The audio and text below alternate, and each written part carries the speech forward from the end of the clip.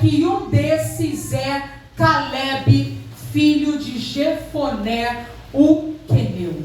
A gente precisa entender que a primeira vez que esse termo queneu aparece na Bíblia Sagrada é no livro de Gênesis, no capítulo 15. Eu vejo Deus agora chamando a Abraão e Deus faz um pacto com Abraão. É exatamente essa palavra que Deus fala com Abraão no capítulo 15.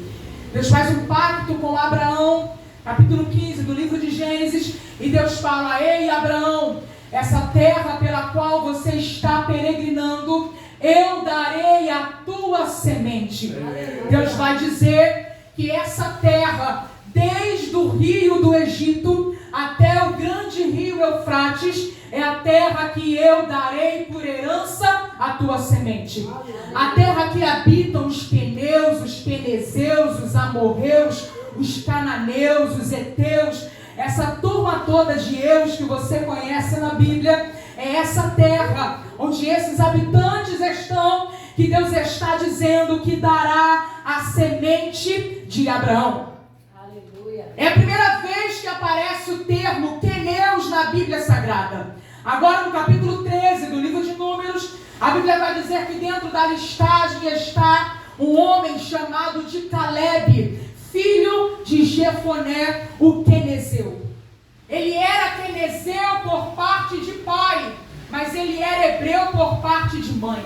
Os quenezeus não pertenciam à linhagem dos israelitas. Os quenezeus não pertenciam à linhagem do povo de Deus.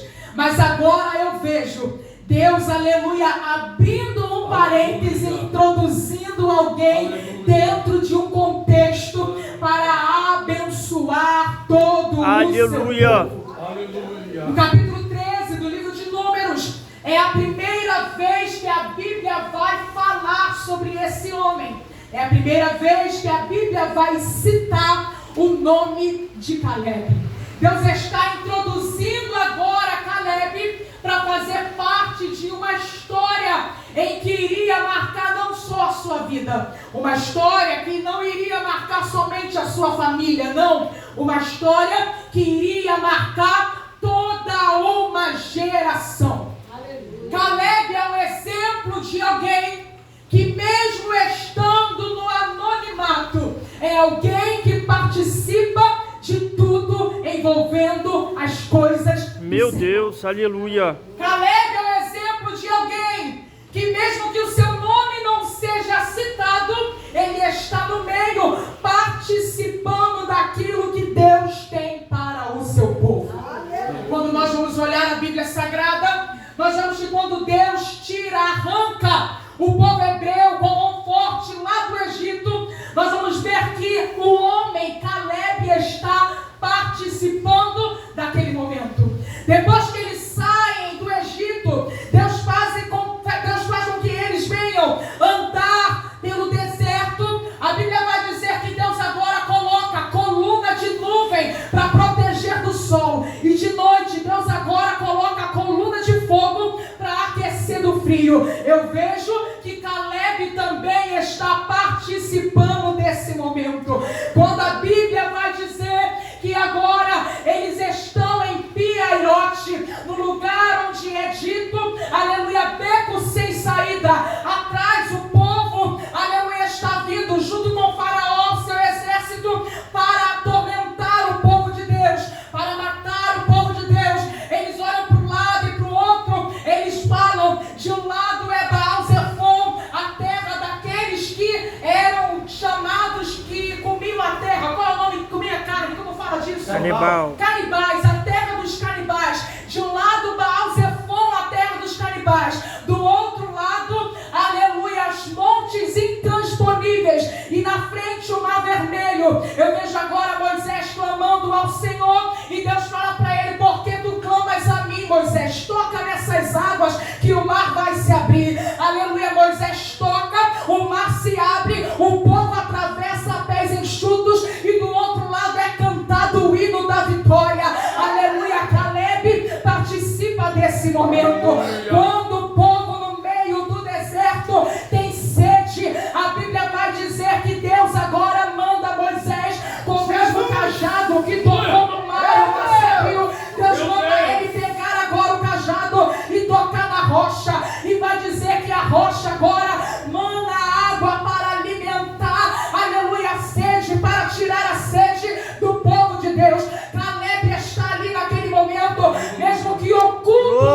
Glória a Deus, A Bíblia aleluia. vai dizer que quando o povo tem fome, Deus faz chover maná para alimentar o povo. Aleluia. E Caleb participa daquela Meu Deus, história. aleluia. O povo agora, a pastora, está enjoado de maná. Começa a pedir a Deus: eu quero carne, me dá carne, me dá carne. A Bíblia vai dizer que Deus agora manda as cordonizes e tem carne para comer até para sair. Meu Deus, Pelo aleluia. Então toma carne. Eu vejo então Caleb também participando desse momento, por mais que estivesse oculto na história. Quando o povo amalequita vai guerrear contra o povo de Deus, vocês conhecem a história. Moisés está no cume do monte, de um lado está Arão, de um lado está Ur. Enquanto a mão está levantada, o povo vencia. Quando a mão abaixava, o povo perdia. E a Bíblia vai dizer que Josué está no campo de batalha, guerreando a favor do povo de Deus. Deus usa agora esse contexto para projetar a Josué. Mas Caleb ainda, mesmo que participando daquela guerra, Caleb está em oculto. Caleb está no anonimato. Oh, aleluia. Mas em todos os momentos, por mais que a Bíblia não cite o nome, nós vemos que Caleb estava participando da Oh, história. aleluia. Dentro do cenário de guerra, Josué é projetado, mas Caleb está esperando o tempo dele. Glória a Em Deus. todos os eventos históricos do povo de Israel, a Bíblia vai dizer que por mais que não citem, por mais que não fale, por mais que não esteja escrito, Caleb estava lá. Aí eu volto na Bíblia Sagrada, livro de Números, capítulo 10, versículo 11. A Bíblia vai dizer que Deus agora dá uma ordem, e a ordem é: partam do deserto, aleluia, do Sinai, e vá até o deserto de Parã. A Bíblia vai dizer que era o 20º dia do segundo mês do segundo ano. Entenda uma coisa: 2 anos Caleb participando, 2 anos Caleb no meio vendo tudo, 2 anos Caleb não é citado, mas agora quando eles saem de um deserto e vai para o deserto de Parã, a Bíblia vai dizer que Deus dá uma ordem, e a ordem é: separa 12 dos maiorais da sua terra. Por mais que durante 2 anos ninguém sabia quem era Caleb, por mais que durante 2 anos ninguém conhecia talvez quem era Caleb, por mais que ele estivesse participando de tudo, mas o seu nome não era citado. Mas depois de 2 anos, eu vejo Deus mudando a história, só para inserir no contexto alguém que era fiel a ele mesmo no anonimato. Aleluia. Deus fala: escolhe 12 representantes, cada um da sua tribo. A Bíblia vai dizer que Moisés vai fazer tudo conforme o Senhor lhe ordena. O primeiro representante que a Bíblia vai dizer é que Moisés agora chama representante da tribo de Ruben, por nome de Samua. Segundo, representante da tribo de Simeão, por nome de Safate. Em terceiro lugar, Deus chama agora um representante da tribo de Judá, Caleb, filho de Jefoné, o queneu. Durante 2 anos, aleluia, talvez esquecido, durante 2 anos no anonimato, mas agora Deus está introduzindo ele na história e convocando ele para fazer parte de algo novo que estava para acontecer. Aqui eu abro um parêntese para dizer para alguém: ei, continua participando, continua, aleluia, se apresentando, continua se movendo, aleluia. Talvez o homem não esteja vendo, talvez alguém não esteja percebendo, mas eu quero te dizer alguma coisa: o céu está contemplando, e no momento certo, passa o tempo que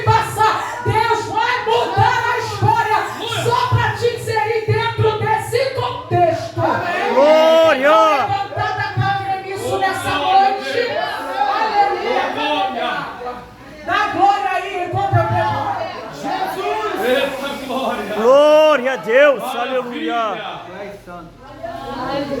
Oh, glória! Depois de 2 anos, Deus muda o contexto da história só para introduzir Caleb. 12 homens escolhidos, e lá na lista dos 12 está Caleb. A ordem que Deus dá é: mande agora que eles vá para Canaã e espiem a terra. Só que não era só espiar a terra, era para ver se o povo era forte ou se o povo era fraco. Era para ver se o povo era muito ou se o povo era pouco. Era para ver se a terra era fértil, se a terra era boa, se a terra produzia frutos, se a terra, aleluia, tinha matas. E ainda vai dizer mais alguma coisa: não só espia, não só observa, mas traz também frutos da terra para a gente conhecer. Meu Deus, aleluia. A Bíblia vai dizer que agora os 12 partem em uma empreitada para a terra de Canaã. A Bíblia vai dizer agora que eles vão e eles observam e eles podem contemplar agora que verdadeiramente a terra é boa. Eles podem contemplar agora, aleluia, que a terra era tão boa que para carregar um cacho de uva foi preciso passar uma vara e cada homem, 2 homens, um segura numa ponta e outro homem segura na outra. Imagina qual era o tamanho desse cacho de uva. A gente vai nesses hortifruti da vida aí, né? É uns cachinhos tão miseráveis, pequenininho.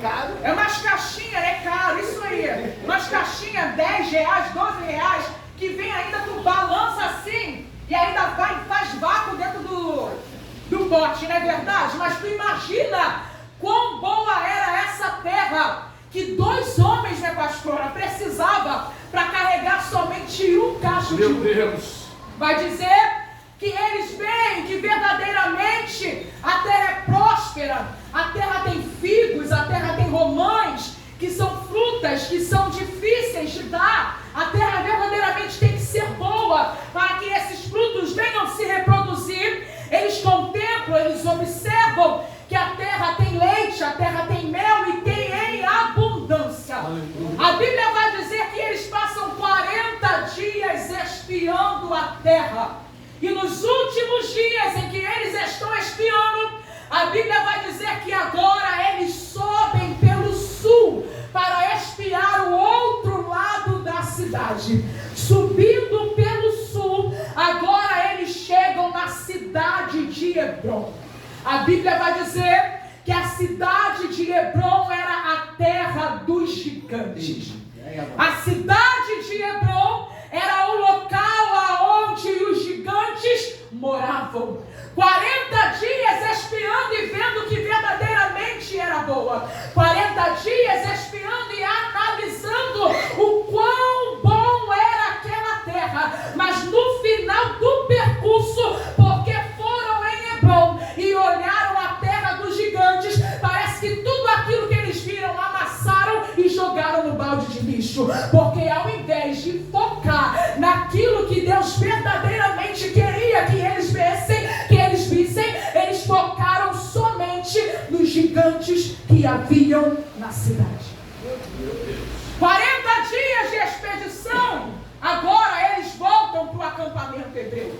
A Bíblia vai dizer que quando eles chegam no acampamento, está Moisés, está Arão e está toda a congregação reunida para ouvir o relato daqueles 12 espias. Eles chegam dizendo: verdadeiramente a terra é boa, porém a cidade é fortificada. Verdadeiramente a terra mana leite e mel, porém há gigantes na terra. O problema é o porém.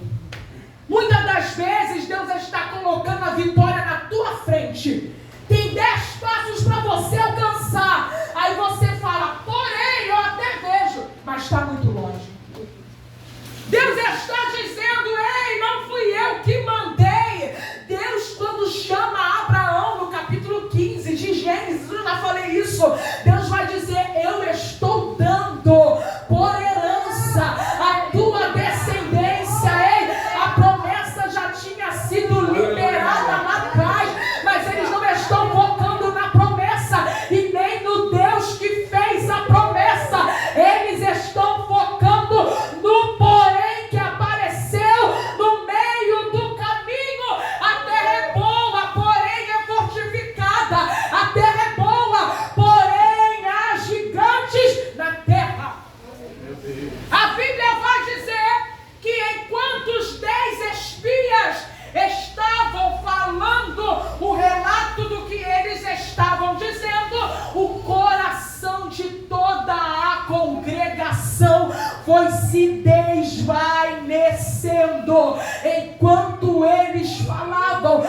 fé do povo ia diminuindo. Enquanto eles falavam, o medo entrava no coração daquele povo. Enquanto eles falavam, a fé ia se ausentando do coração deles. A Bíblia vai dizer e deixa-nos entender que enquanto eles falavam, o povo começou a murmurar entre si, porque a fé já tinha ido embora há muito tempo, a alegria já tinha ido embora há muito tempo, a esperança, a fé e confiança no Deus que tinha feito a promessa já tinha ido embora há muito tempo. Porque eu digo que o povo começa a murmurar, porque a Bíblia vai dizer que Caleb agora se levanta, e o termo que a Bíblia vai falar ele cala o povo. Para calar alguém precisa estar falando. Se Caleb cala o povo, é porque eles estavam murmurando entre si.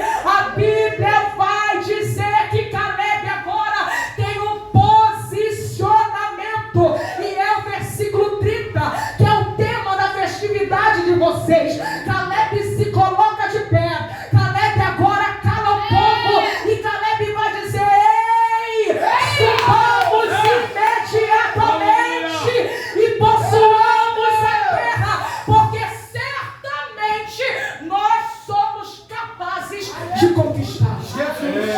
Aleluia. Enquanto a fé do povo está desvanecendo, Caleb está dizendo: ei, para com isso, subamos imediatamente. Em outras palavras, é como se Caleb estivesse dizendo: se fosse por mim, eu voltava agora mesmo, aleluia, e iria tomar posse da promessa que Deus falou, porque certamente o Senhor está conosco.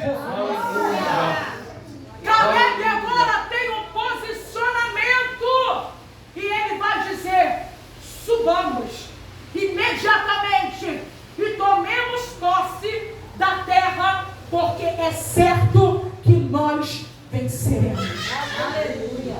O posicionamento de Caleb é para acalmar o povo. O posicionamento de Caleb é para encorajar o povo. O posicionamento de Caleb é para tentar parar o pensamento e a frustração que eles agora estavam sentindo. Enquanto Caleb está falando, enquanto Caleb está animando, os outros 10 espias começam a interpelar Caleb, e eles começam a falar: ei, o povo daquela terra são mais fortes do que nós. E eles não são somente mais fortes, não, eles são mais numerosos, e naquela terra há gigante. Em comparação a nós somos para eles como gafanhotos. Certamente nós seremos devorados.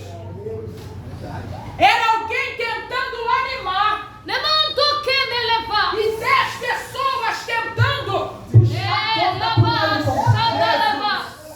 Era alguém tentando dizer: ei, Deus é conosco. E alguém dizendo: não tem Deus não. Eles são mais fortes, maiores, mais numerosos do que nós. Era Deus usando alguém para animar aqui, e o diabo usando alguém para jogar o balde de água fria ali. Isso não acontece com você e comigo, não. Vamos parar para pensar. Às vezes a luta é tão grande, a prova é tão grande, o levante é tão grande, que ao invés de chegar alguém para ajudar, para esticar a mão, para levantar, parece que a vontade é de te dar um chute para você cair mais ainda no buraco. Ao invés de chegar alguém para dizer: ei, vai dar certo. Ao invés de chegar alguém para dizer: creia como Jó, eu sei que o meu Redentor vive, e em breve ele vai se levantar ao nosso favor. Não! É mais fácil se aproximar e chegar até nós alguém que não acredita, alguém que não tem fé, alguém, aleluia, que até come com a gente, senta com a gente, ceia com a gente, louva com a gente, adora com a gente, mas não entende, não acredita verdade? Caleb está animando. E tem 10 que estão puxando para trás.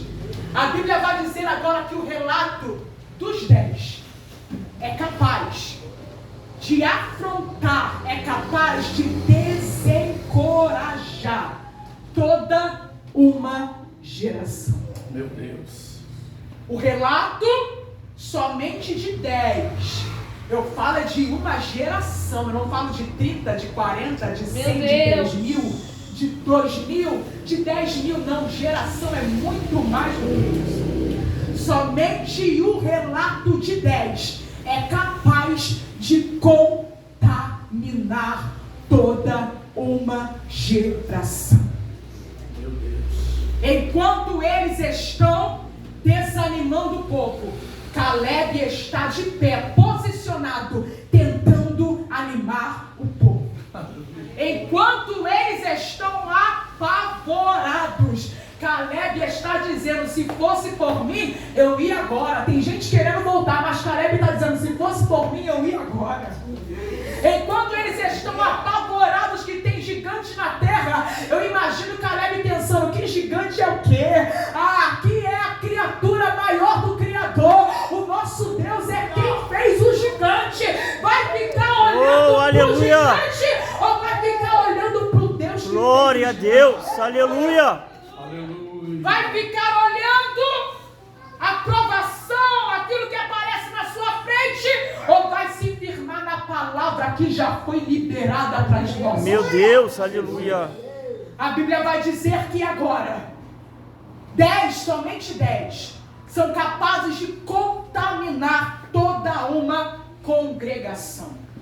O próximo capítulo vai dizer que naquela noite todos, eu disse todos, choram. Naquela noite todos se lamentam, porque na verdade eles não acreditavam que Deus podia fazê-los herdar aquela terra. A Bíblia vai dizer que agora eles vão para Moisés, o líder, porque é sempre assim, né? A rebelião começa assim. Começa 1, começa 2, começa 10, quando vai ver já tem um grupinho, inflama toda a congregação e agora a congregação vai se levantar contra o líder. Vai dizer que depois de chorarem, depois de se lamentarem, agora eles vão até Moisés e eles vão chegar para Moisés e vão dizer assim: dá glória aí enquanto eu bebo água. Aleluia. Glória.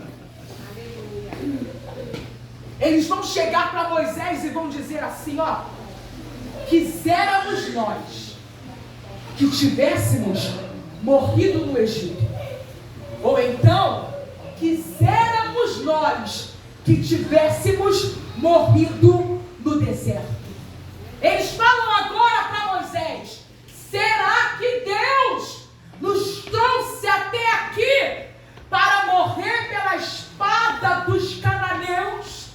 Será que Deus permitiu que nós viéssemos até aqui com as nossas mulheres e com nossos filhos para que eles fossem pegos como presa?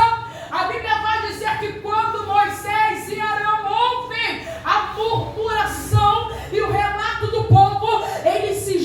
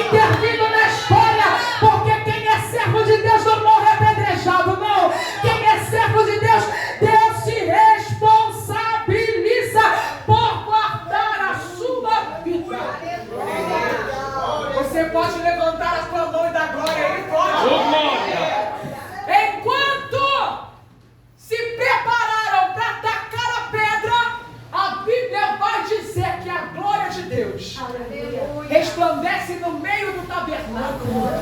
E Deus agora fala com Moisés.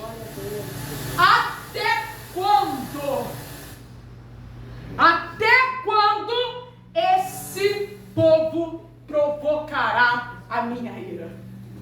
Meu Deus. Deus agora intervém na história e fala com Moisés. Até quando esse povo não crerá em mim? Meu Deus. Depois de tudo que eu fiz por eles no deserto, era o mesmo povo que quando o mar se abriu passaram, era o mesmo povo que quando clamaram Deus alimentou, era o mesmo povo que quando precisaram Deus se fez presente, e agora Deus está dizendo: até quando esse povo contenderá comigo? Meu Deus. Até quando eles verão, participarão e não vão crer naquilo que eu estou fazendo? Aí Deus fala para Moisés o seguinte: eu vou matar esse povo. Eu vejo Deus aqui. É como a Bíblia vai dizer em Deuteronômio, eu não lembro aonde, vai dizer que a taça da ira de Deus, ela vai se enchendo ao ponto, oh meu Deus do céu, de Deus dar um basta na situação. Deus agora está falando para Moisés: eu vou matar esse povo, eu vou dissipar esse povo, e eu vou fazer de ti, Moisés, uma nação mais forte. Eu vou fazer de ti, Moisés, uma nação mais poderosa. Sabe o que Moisés fala para Deus? Moisés se prostra, Moisés começa a clamar a Deus, e a Bíblia vai dizer que Moisés fala assim: ei Senhor, não faça tal coisa. Sabe por quê? Porque os outros povos viram que tu fostes o Deus que tirou eles do Egito, da escravidão. Eles viram e eles sabem que o Senhor colocou coluna de nuvem de dia, o Senhor colocou coluna de fogo de noite. Eles sabem de todos os seus feitos no meio do deserto. Se agora eles não entrarem na terra prometida, eles dirão que o Senhor não foi capaz de cumprir a promessa. Meu Deus. Deus sabia que certamente o povo iria pensar assim, mas Deus estava disposto a acabar com a graça daquele povo. Deus sabia que verdadeiramente iriam olhar e iriam pensar: Deus tirou para matar aqui, Deus tirou dizendo que ia fazer, que ia acontecer, e agora eles estão mortos no meio do deserto. Aí a Bíblia vai dizer que Deus fala com Moisés assim, dizendo: ei Moisés, por causa da tua palavra, eu não matarei esse povo, mas tão certo como eu vivo, que aqueles, aleluia, menores e maiores de 20 anos de idade não herdarão a terra prometida, e o cadáver deles irá cair no meio desse deserto. E a Bíblia vai dizer que Deus faz assim, porque eles conhecerão o rompimento da minha promessa. Meu Deus. A minha versão vai dizer o rompimento da minha promessa, mas em outras versões vai dizer: eles conhecerão o afastamento e o meu abandono. Meu Deus. Presta atenção aqui. A gente costuma pregar muito sobre o Deus que faz promessa e sobre o Deus que cumpre promessa, sim. Só que a gente se esquece de um Deus também que é justo. É pregado só um Deus que é amor, mas se esquecem de pregar um Deus que também é fogo consumidor. Deus está dizendo: eles agora conhecerão o rompimento da minha promessa. Quem for maior de 20 anos vai morrer no deserto, exceto Josué e Caleb.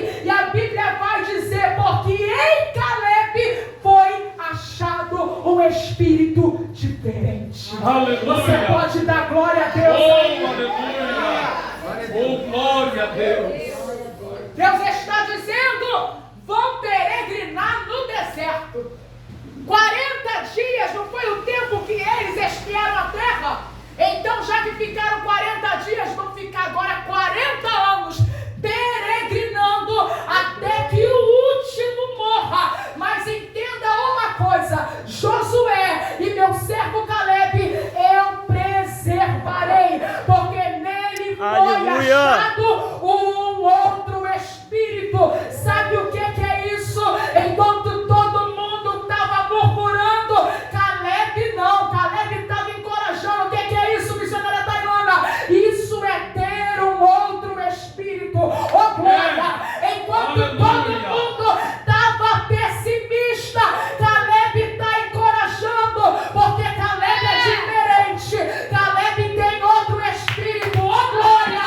Enquanto está todo mundo querendo voltar, Caleb está dizendo: por mim, eu volto e derroto esse povo hoje mesmo, porque Caleb tem outro espírito. Oh, aleluia! Aqui eu termino para te dizer: Glória a Deus. Jesus. os piores dias da nossa vida vai determinar qual é o espírito que habita em nós. É forte isso. Os piores dias da nossa vida vai dizer se verdadeiramente em nós há um espírito excelente. Aleluia. Deus está enfatizando e Deus está dizendo: meu servo Caleb é diferente, porque nele foi-se achado um outro espírito.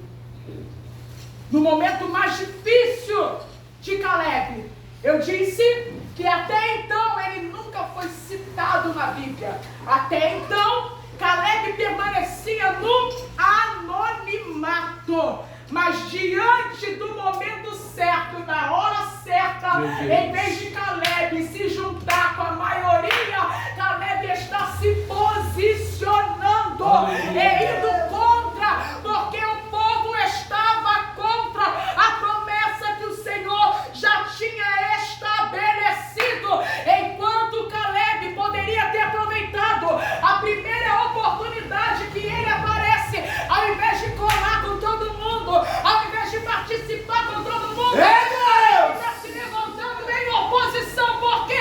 Porque